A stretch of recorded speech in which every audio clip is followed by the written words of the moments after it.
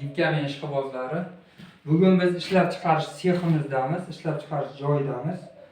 Xo'p, ko'pchilik telefon qilib so'raydi, gipkamen mahsuloti qanaqangi, qalinmi, yuqqanmi deb so'raydi.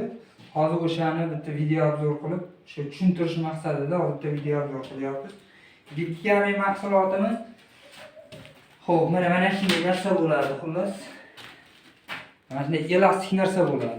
Bu elastik narsamiz devorda yoriladigan mayda trishinalarni oldini oladi. Bu hammasi bir-biriga zigzag qilib teriladi. Shunda mayda trishinalar devorni yormaslikni oldini oladi.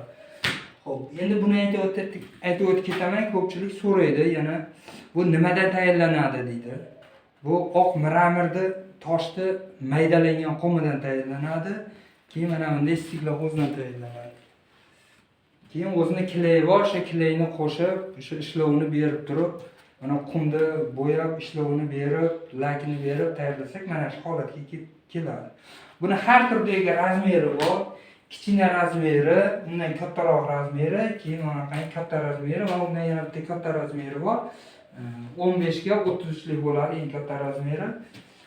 Har xil svetdagi ranglarni chiqarishimiz mumkin bundan. Keyin har xil gullar qilib turib, misol uchun mana bunga mana bunaqangi gul qo'yishimiz mumkin.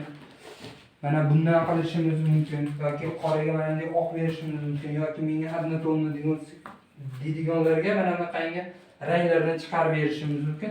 Har xil rangda ishlasa bo'ladi.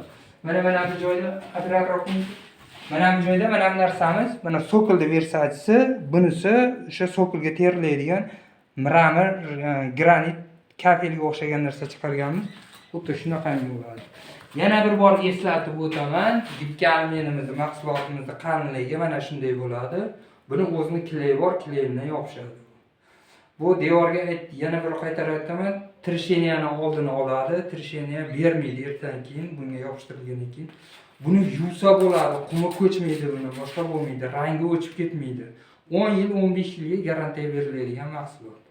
Agar kimda-kim shu narsani qanot so'raydigan bo'lsa, mana shu videoni o'zlariga tashlab beraman. Shu video orqali o'zlari tushunib olishadigan umiddaman. Rahmat, sog' bo'linglar, salomat bo'linglar. Ko'rishguncha.